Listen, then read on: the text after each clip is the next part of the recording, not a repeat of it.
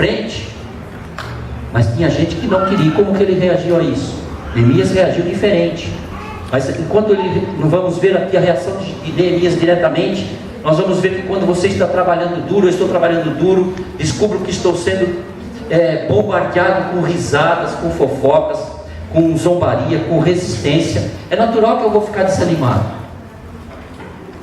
É claro que eu vou ficar.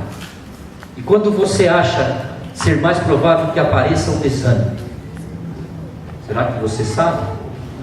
Você tem em sua vida algum projeto inacabado? Algum sonho não realizado? Alguma mudança na sua vida que começou e você ainda não terminou? Como é que está essa reconstrução da sua vida que você planejou? A reconstrução da sua família, a reconstrução da sua vida financeira que você começou a acertar e não precisa acertar nada não.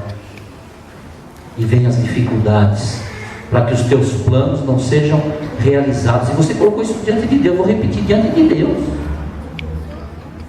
Senhor, muda a minha vida, transforma a minha vida. E Deus vai começando a transformação.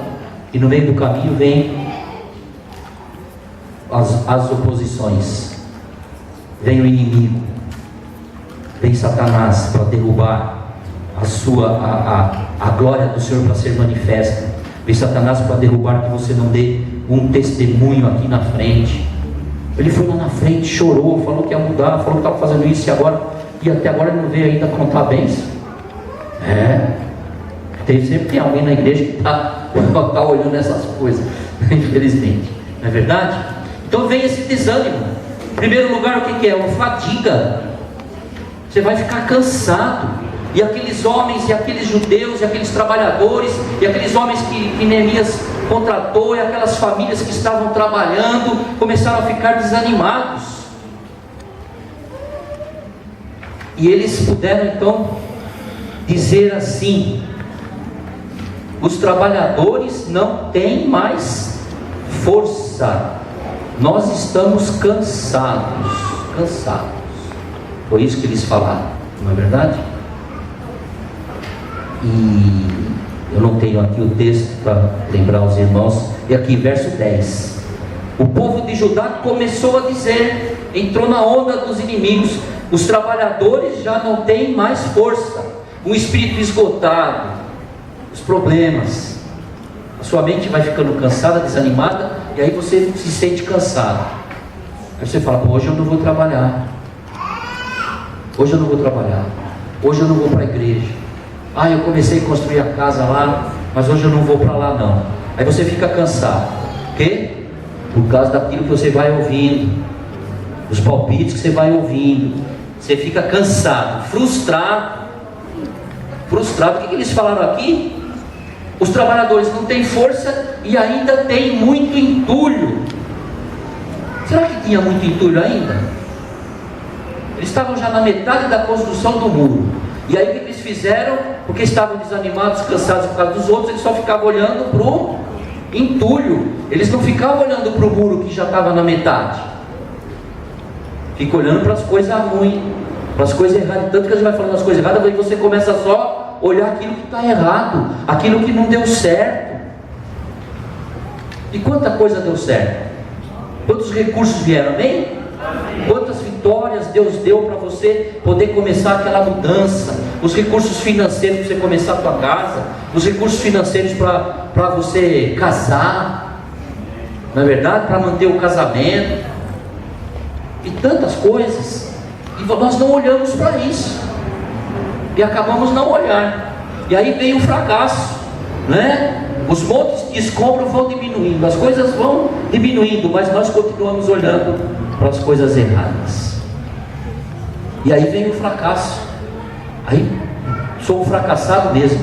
Aí eles terminam aqui o verso 10 dizendo: por nós mesmos nós não conseguiremos reconstruir o muro. Olha só, já tinha feito metade, já estavam construindo, já estavam fazendo.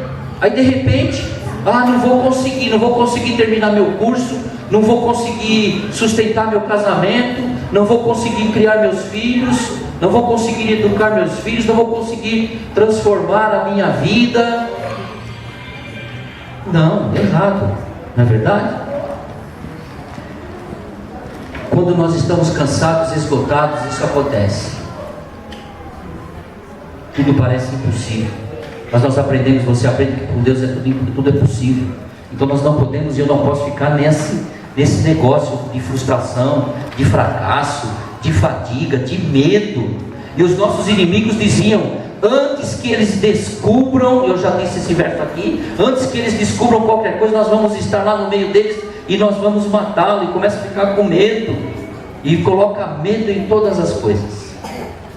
Sequestro, relâmpago, assaltos, e os nossos inimigos querem colocar medo, não é verdade? Esses bandidos, esses assaltantes, às vezes entram no carro, de vez em quando a gente vê um vídeo, às vezes até engraçado, né, que ele põe o dedo assim, para falar, né, que você não sabe se tem uma arma, se não tem, mas você fica com medo, e ele vai falando, e vai xingando, e vai te ofendendo. A minha esposa sofreu um sequestro relâmpago, né, e eles vão ofendendo, vão xingando, manda ficar quieto, cala a boca, dá um cutucão, né, fica de cabeça baixa, e vai falando: você não presta, e falam tantas coisas, vai colocando medo, não é verdade? Mas glória a Deus que ela foi livre, graças a Deus por isso, não é verdade? Mas eles colocam medo, e você ouve isso, né? Eles querem realmente nos assustar, não é? Por quê que os inimigos querem fazer isso?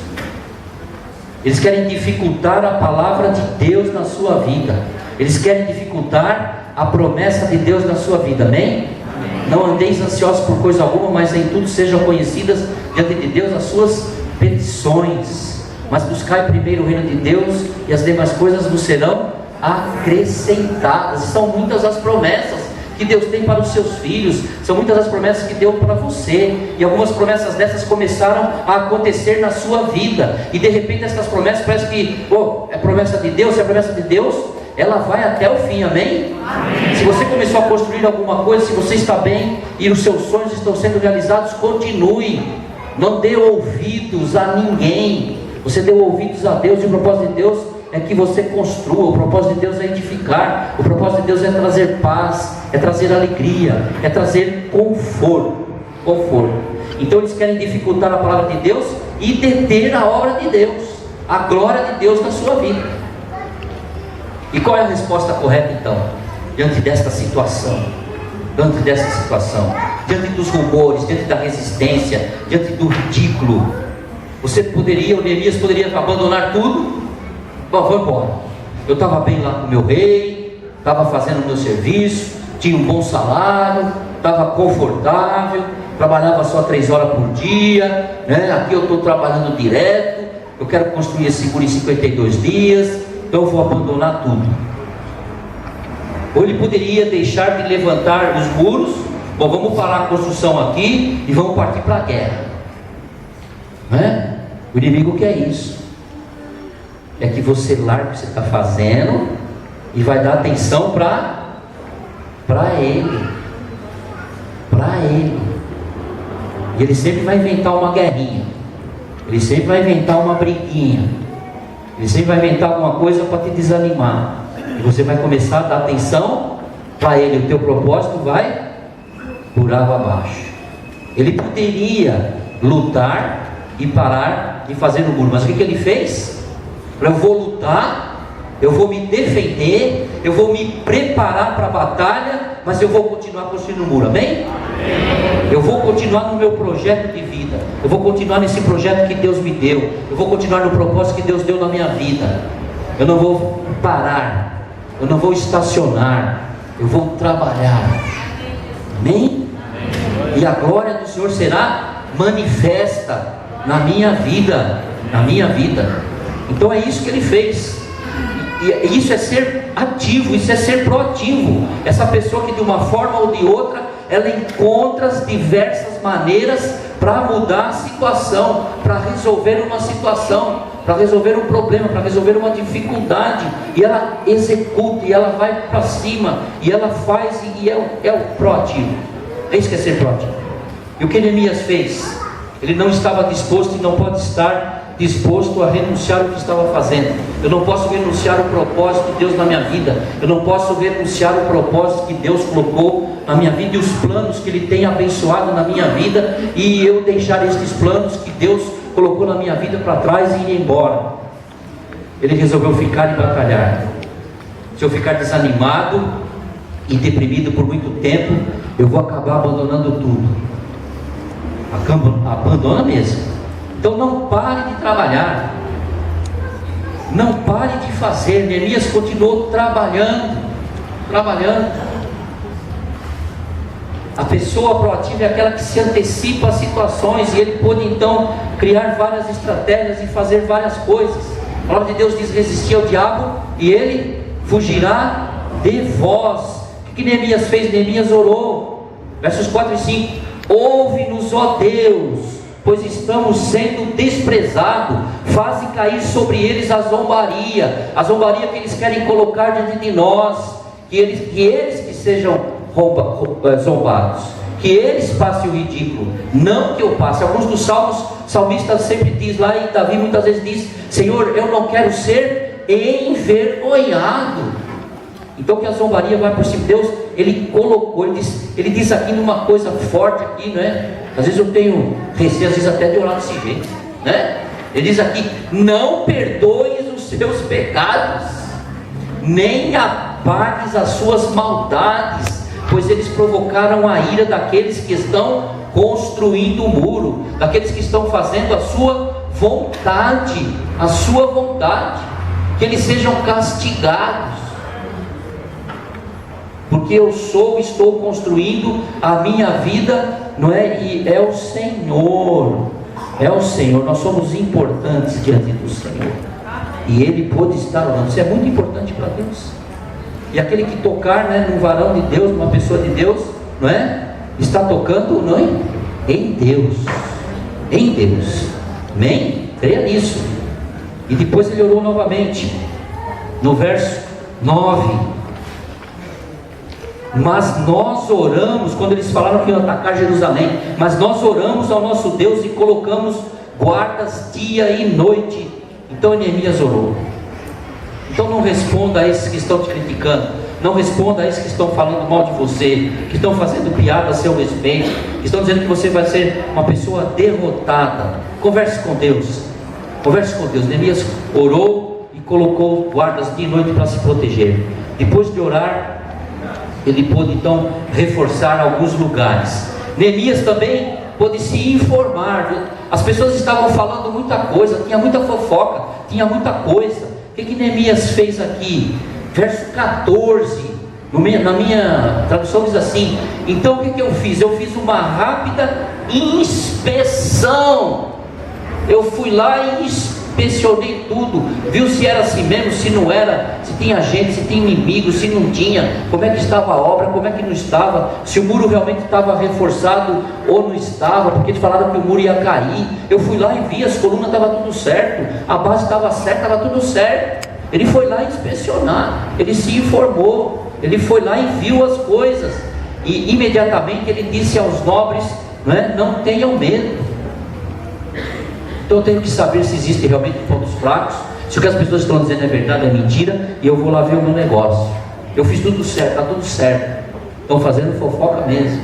Eu tenho que me informar, não posso ficar ali parado. Ele foi lá e se informou. Então a pessoa proativa, ela vai atrás do conhecimento, vai atrás da informação para ter o controle da situação e se antecipar à tragédia. Ele não mandou ninguém lá ver, não. Ele falou: eu vou lá. Então você faz isso. Você fala: ô fulano, você pode ver se nós estão falando umas coisas aí, você pode ver se é isso mesmo? Não, vai você, é verdade? Vai você fazer. Então ela vai se antecipar. Então ele fez uma rápida inspeção, e no verso 15, o que tem lá? Verso 15: os nossos inimigos ficaram sabendo e descobriram que nós já sabíamos de tudo que eles estavam planejando. Por isso você tem que ser proativo, se antecipar ao seu inimigo, se antecipar às suas estratégias. Você tem que se antecipar aí. Então nós precisamos estar preparados, e você estar preparados a cada dia. Jesus disse que nós vigiarmos e orarmos. Jesus nos ensinou muito isso. Jesus nos ensinou sobre os falsos mestres, que devemos estar tendo cuidado com relação a isso e várias coisas, e várias situações da nossa vida. Temos que estar preparados. Ele contou aquela parábola das virgens que prepararam o óleo, o azeite que o noivo precisava chegar, e 5 não prepararam. Então o servo de Deus, você está preparado para qualquer situação, Então ele disse: daquele dia em diante, metade dos meus homens fazia o trabalho e a outra metade permanecia armada. Então nós vamos edificar e lutar ao mesmo tempo, amém?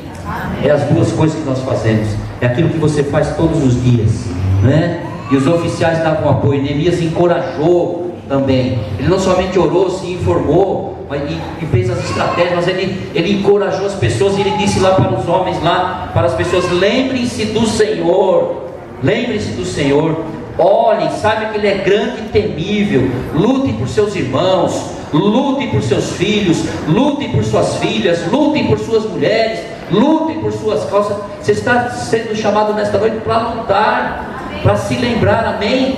Não tenha medo de ninguém, não tenha medo dos oponentes, da oposição e de Satanás, que é o inimigo que já está derrotado em nome de Jesus. Então você vai saber e vai lutar pelos seus irmãos, pela sua família, pelo seu sonho, para a sua casa, não será derrotada.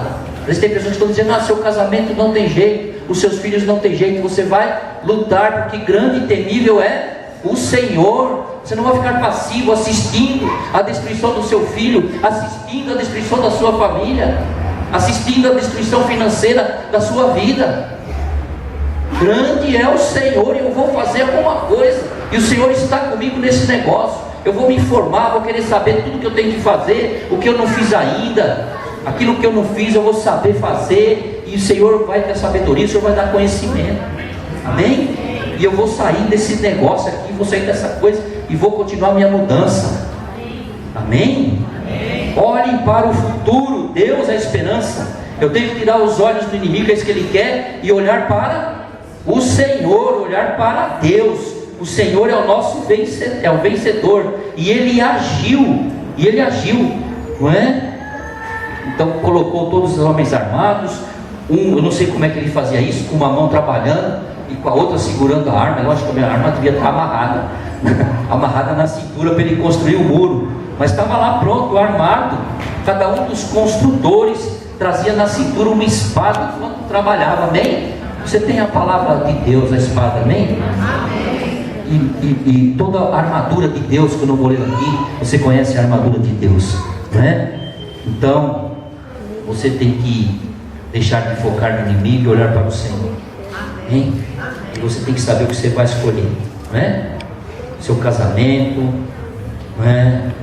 A sua profissão, tudo isso. Então resista, siga adiante, não se dê por vencido. Lembre-se que o Senhor é grande e temível, Ele é grande e maravilhoso, amém? Amém. E que Deus nos abençoe, amém, e dê essa vitória para você, amém? Amém.